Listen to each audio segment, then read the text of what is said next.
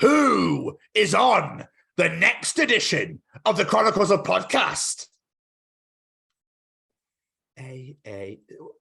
No, up, down, left, right, A, B, start. This week? Yeah, bringing the Konami code into this.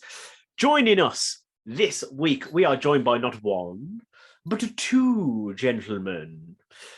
They are guitar player and a bass player for the incredible metal band She Must Burn. They are Frankie Korsair and James Threadwell, and this is superb.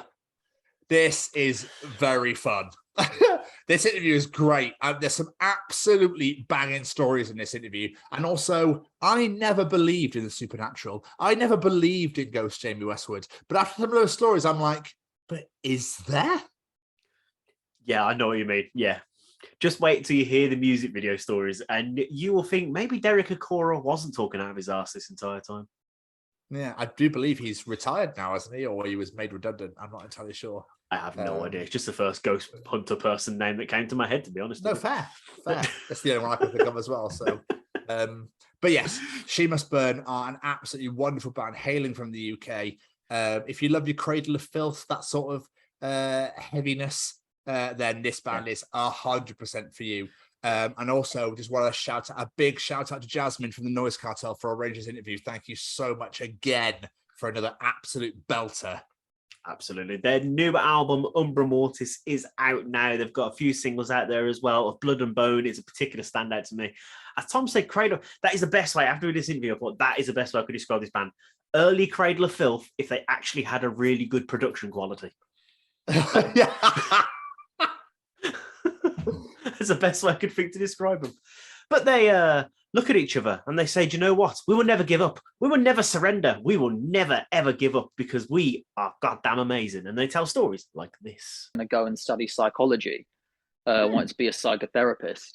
And so when I finished school, I was like, right, well, for my gap year, I was going to, go do a year of music college, sort of see how that went. And then after I got my teeth into it, I just went, fuck uni, and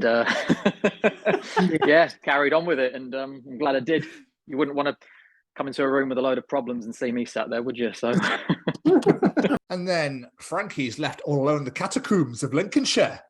Just guys, is anyone here? Hello, I'm gonna shit myself.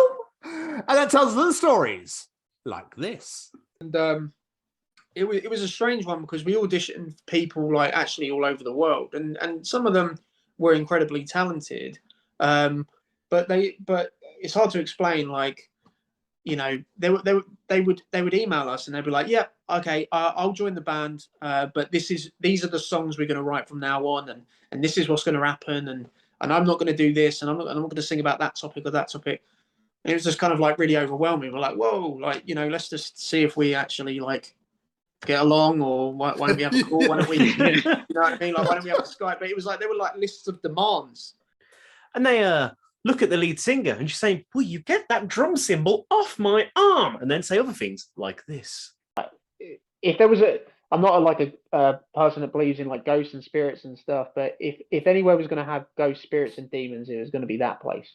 Because it had underground tunnels and stuff where like that led to like chapel, like used to lead to like chapels. So like they used to have churches in Lincolnshire that are all linked together with these underground tunnels so that they could move between the churches without going over land when they're carrying like valuables or when they're escaping, raids or whatever the case may be, or even. That's right, guys. The Chronicles of She Must Burn out this Friday at 6 p.m. UK time. Be there or be pentagram because metal. I love how you always keep them so relevant to the guest, Jamie. It's wonderful. But I think for this episode especially, I'm going to be a dodecahedron. Ooh.